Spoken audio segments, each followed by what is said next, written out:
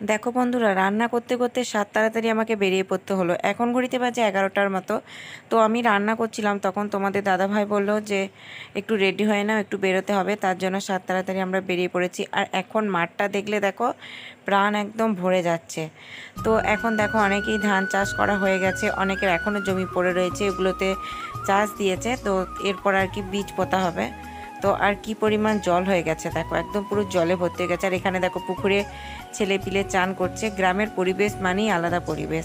এখানে দেখো পুকুরটা কত বড় দেখছো। এদিকে দেখো গ্রামের পরিবেশে মানে বৃষ্টি পড়ছিল হালকা হালকা, সেই জন্য আর কি ছাগলগুলোকে কেউ খেতে দিচ্ছে, কেউ গরুগুলোকে খেতে দিচ্ছে, কেউ আবার জমিতে ধান পুঁতছে।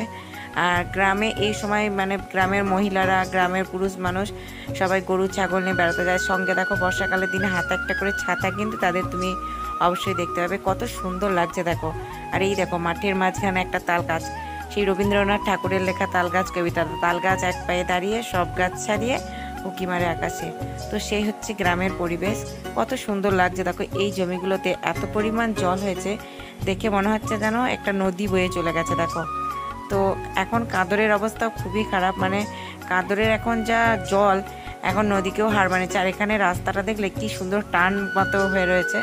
এইগুলোতে দেখো জমি কে বলবে কি পরিমাণ জল জমে রয়েছে, দেখে মনে হচ্ছে যেন নদী হয়ে গেছে দেখো। আর মাঠে এখন সবাই চাষ করছে, দেখো কি সুন্দর লাগছে পরিবেশটা, দারুণ সুন্দর লাগছে। রাস্তার চারপাশে গাছপালা, আর দুপাশে রয়েছে মাঠের জমি। আর এখানে দেখো কিছু ধান আর কি অনেকদিন আগে রোয়ানো হয়ে গেছে, সেগুলো এত সুন্দর লাগছে আর কি লেগে গিয়েছে। আর এদিকে দেখো এখন যেহেতু বর্ষা সিজন, মানুষ চাষবাস করছে, তাই প্রচুর টাকা খরচা। তাই যে ধানগুলো আগে আর কি তোলা হয়েছিল, সেই ধানগুলোকে মানুষ এখন বেচে দিচ্ছে। কিন্তু চাষিদের কষ্টের শেষ নেই, এত কষ্ট করে ধান তুলে সেই ধান শুকিয়ে ধানের দাম কিন্তু খুবই কম, খুবই কম। তো তারপর আমরা বাড়ি চলে এসেছি। এখন বিকালবেলা একটু ছাদে ঘুরতে এলাম, আর ছাদের পরিবেশটা তোমাদের দেখায়। তো এসে খাওয়া দাওয়া করে একটু শুয়েছিলাম। আর বিকালে কী হারে মেঘ করেছে দেখো, একদম পুরো ঘন কালো হয়ে মেঘ করেছে, মনে হচ্ছে যেন এখনই বৃষ্টি নেমে আসবে। তো ছাদে কিছু জামা কাপড় মেলা ছিল, সেইগুলোকেই তুলতে এসেছিলাম। আর আমাদের বাড়ি থেকে দেখো মাঠটাকে দেখা যাচ্ছে, ওই কাছেই দেখো মাঠ আমাদের।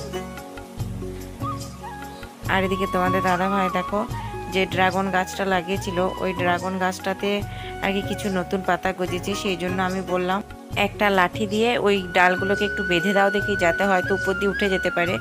কিছুতেই উপর দিকে উঠছে না, সব দেখছি আর কি নিচুর দিকে ঝোঁক হয়ে যাচ্ছে। সেই জন্য তোমাদের দাদাভাই দুটো খড় নিয়ে এসেছে, ওই খড়ে করে হালকা করে বেঁধে দিচ্ছে, যাতে গাছটার ডালগুলোর যেন কোনো চাপ না পড়ে।